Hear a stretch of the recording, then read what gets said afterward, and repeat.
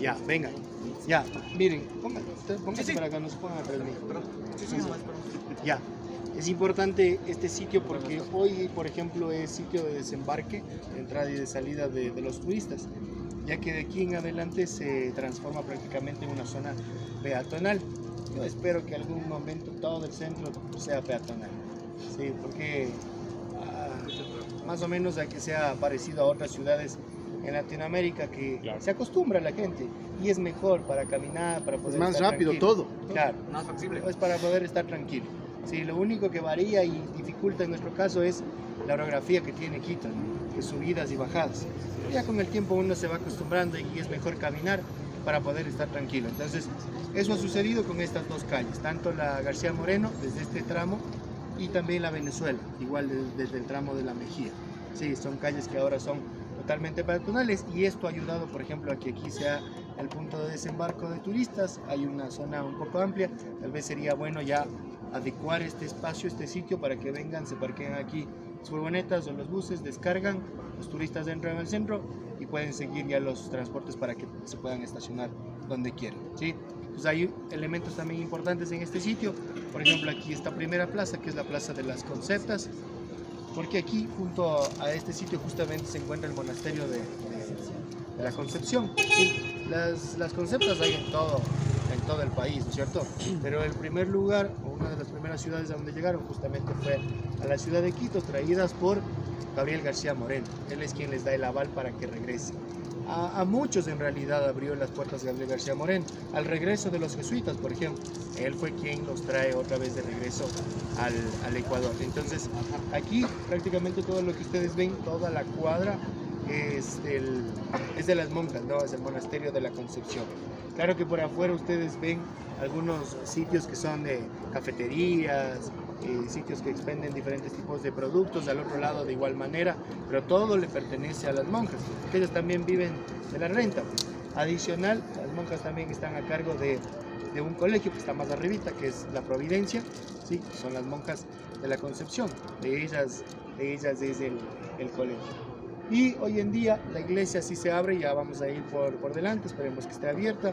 Es una iglesia pequeña, por decirlo así, pero es una iglesia igual colonial, es igual antigua. Tiene dos puertas, una de ingreso lateral que está hecha toda en piedra, que la vamos a ver, y la otra que es un poco más actualizada con otro tipo de estructura, ¿sí?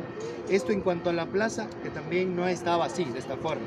Esto es reciente. 2013. Sí, prácticamente es 2013, donde aquí había un edificio, funcionaba la caja de seguro, o parte de las oficinas administrativas del Seguro Social funcionaba aquí. Entonces esto se destruyó porque el edificio llegaba aquí hasta la esquina prácticamente. Se había un paso pequeñito. Entonces se destruyó porque se dice que originalmente era así. Se dice que originalmente era así. Entonces, ¿cómo habrán conseguido las autorizaciones y los permisos? La verdad es que eso no se sabe, pero al final se decidió en derrumbar el edificio, se construyó la placita. Lo mismo que hicieron con los agustinos. Justamente. O sea, que fue tenaz Porque y el aquí registro también. civil era ahí. Pues. Ahí también era el registro civil, ahí está a 2 cuadras. Era el registro civil, igual. Se botó el edificio y ahora es la Plaza San Agustín, así se llama, la Plaza San Agustín. Ya unos murales. Ya Hace 6 meses existían esos murales. Los mayorcitos. hace muy Los poco, viejitos. Era Don Evaristo y No, no eran propiamente ellos, pero eran Son los adultos viejitos mayores. que representaban. Pero era chévere eso, porque aquí, por ejemplo, yo les decía a los pasajeros que está representado eso porque es un espacio donde hay mucho adulto mayor y jubilado. Entonces, era Claro. chévere al Está final bien, para interpretar. Está bien. Por ejemplo, perdón que le interrumpa, cuando les veo a esos mayorcitos aquí, yo estoy a los grupos, yo les digo, si observan aquí existe un personaje a mediados del siglo XX, chiquitín, y le trataba de... Ya da la forma para poder Interpretar. Claro, ¿Por qué interpretar. el Evaristo en algunos lugares está pintado? Sí, claro, porque es Es un como... personaje típico. Pero es su que hubo hasta personaje. una campaña brutal en los 90. Ah, claro. Claro, El de Yamil Evaristo. Maguad fue, ¿no? Yamil Maguad me parece que hizo. No, Él fue con el Paquito. sí, Sevilla. Paco Moncayo. ¿Cayó? sí. Entonces, eso es lo que tenemos en esta plaza y finalmente también la casa que ustedes ven en la parte posterior es la casa de Diego de Sandoval. Sí. Es la casa de uno de los fundadores prácticamente de la ciudad. Es una casa colonial, como ustedes pueden ver. Hoy ya le pertenece al municipio de Quito. Es una casa que está dentro de las rentas del municipio de Quito y sirve para uno de los parqueaderos que tenemos aquí en la ciudad. Porque una de las dificultades que hay que mencionar del centro es las pocas zonas de parqueo que tenemos. ¿Sí? Construyen más cosas, pero no construyen lo que se necesita. En este caso son parqueaderos. Hoy día todavía están entrando. ¿Qué hora son? Las 10. Si ustedes vienen a las 11, no, ya creo que ya no. 22. Ya creo que no, porque ahí ponen ya un cartel que dice Sí, cerrado. cerrado y ya no hay más. Y de aquí hay dos parqueaderos más abajo, pero que ya están más lejanos, entonces ya se complica mucho más.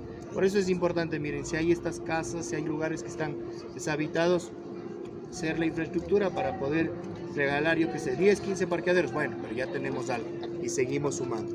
Entonces esta casa se llama la casa de Diego de Sandoval y de allí toma el nombre el parqueadero. Por eso el parqueadero se llama Cadizán, casa de Diego Sandoval. Ahí tienen una plaquita, ¿no?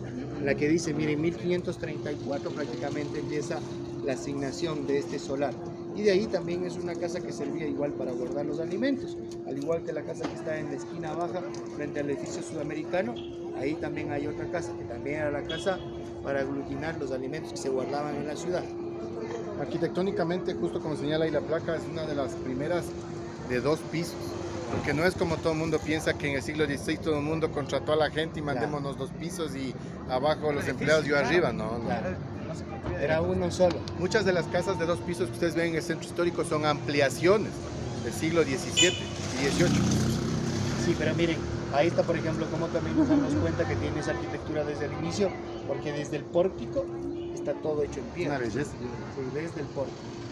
Entonces, miren, y ahí también, miren, ven las columnas, esas columnas que están adosadas, fuste acanalado, sí, son corintes, tienen ¿Cómo decía el profe que cuando es solo mitad de columna? adosados, es adosado. Y el fuste que sobresale, la parte redondita, está acanalado, si ven que tienen canales, ¿no? Entonces hay así columnas que son mixtas, una parte acanalada, la otra parte panzuda. Es preciosa la entrada. Sí, entonces miren, ahí ustedes se dan cuenta. Y sí, justo lo que decía Jairo, acá en la Plaza Chica hay una casita también, que si ustedes pasan en algún momento justo frente a la parada del trole, una casa de 2 pisos que tiene incluso un semicírculo en la parte superior. Sí. Dice que cuando esa casa se empezó a construir y la gente pasaba por ahí y decía, wow, qué bestia, qué grande, decía, qué diferente todas ¿La estas esquinera? cosas. Claro, la esquinera. Porque para ese entonces espejo, ¿no? las casas, claro, eran de un piso, máximo de 2 pisos, y que vengan y que le hagan todavía un semicírculo, una cúpula, era algo Estilo sorprendente. morisco, ¿no? Ajá, era algo sorprendente en ese entonces. Para construir ese tipo de casas en aquellos años, dinero, y más que nada. Pero más allá de eso representa la época Quito cuando la gente empezó a viajar mucho a Europa y Exacto. empezó a traer esa influencia de los moros y todo ese tipo de situaciones. El apogeo colonial que se da más o menos siglo XVIII, ¿no? 18 ya. Mediados del siglo XVIII es donde se da el mayor apogeo colonial. Quito llega a tener mucho dinero por la venta de textiles, por todo lo que empezábamos a exportar, entonces ya nos volvimos una ciudad fuerte. Solamente el hecho de darnos cuenta que en las ciudades se hicieron 3 universidades en este pequeño espacio que era el centro histórico, que era el centro colonial, ya nos daba a denotar qué tan fuerte era Quito.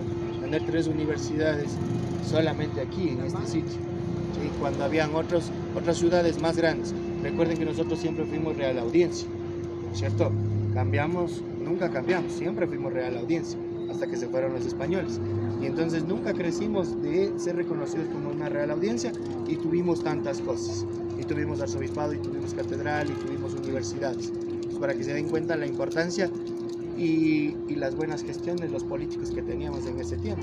Bueno, no políticos porque eran todos enviados por el rey, Claro. pero tenían una Hacían buena representación en la gestión para tener esas cosas. Imagínense en Lima, que apenas una universidad y era una ciudad más grande que nosotros y era un virreinato. Entonces, para que vean las diferencias. ¿Preguntas? ¿No? Vamos. Avancemos.